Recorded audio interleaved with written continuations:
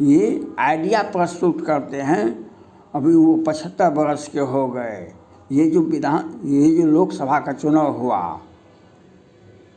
का चुनाव हुआ बहुमत से कम है, बहुमत नहीं मिला। 19 में 303 सीटें, मैंने कहा 303 सीटें मिला।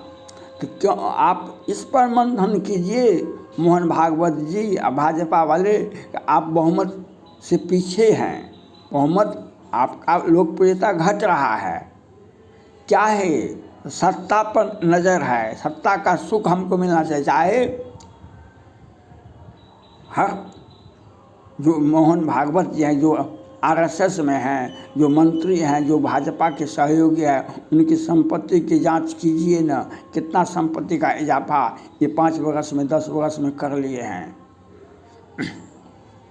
संपत्ति का इजाफा जांच करवाइए।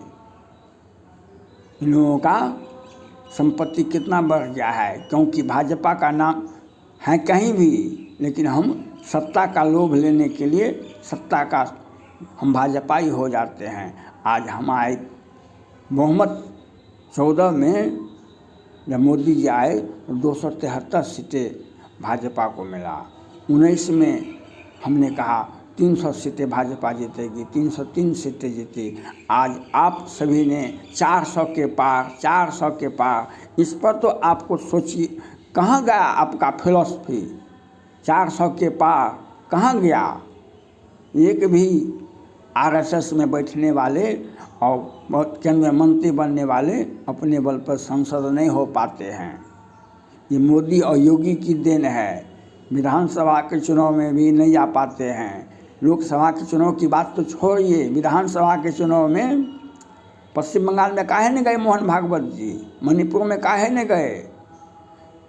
और भाजपा का जो उत्तर प्रदेश में गढ़ था, उसको तोड़ने का काम मोहन भागवत जी भी किए। और वह भाजपा के जो लेवल पर मंत्री बने, विधायक बने, जो अपने आप को मोदी जी हमारे दिल में बसते हैं, ऐसे लोगों ने उत्तर प्रदेश भाजपा को कमज़ोर किया। और मोदी योगी पर पहले प्रश्न उठाया, एक विधायक से पूछताछ की।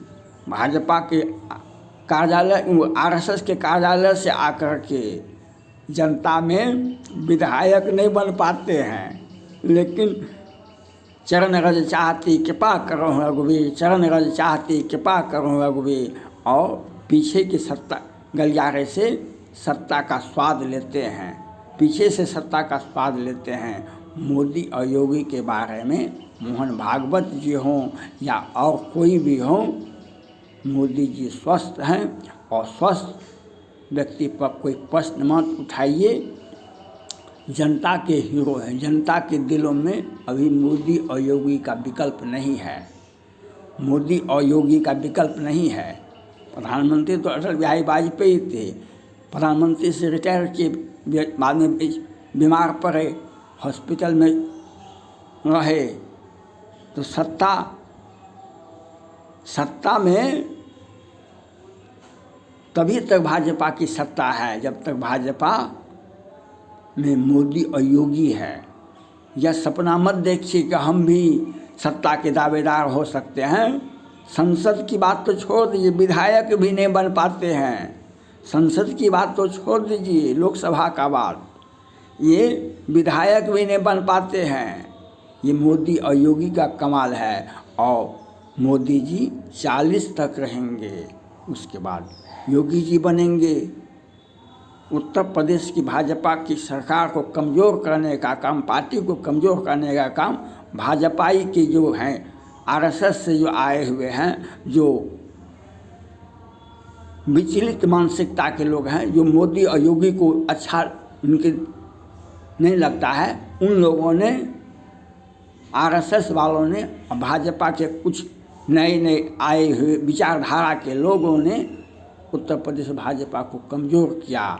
जो 70 सीटें जीतता था उत्तर प्रदेश में लोकसभा का, वह आज 40 के बराबर हो गया है। जो 17 में 350 सीटें जीता भाजपा, वह आज 22 में वह 277 सीटें जीता। तो भाजपा को डुबोने के लिए ये आरएसएस के लोग बैठे हुए हैं, ये भाजपा के कुछ आए हुए हैं सत्ता के लोलुप में।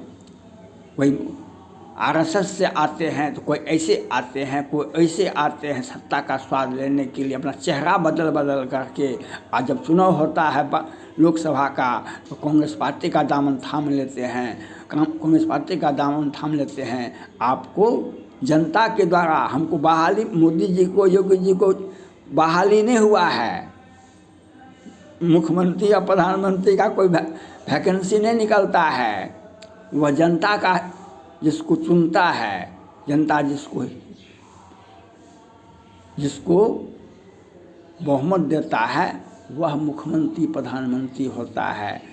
प्रधानमंत्री वह होता है जो लोकसभा में बहुमत दल का हीरो होता है।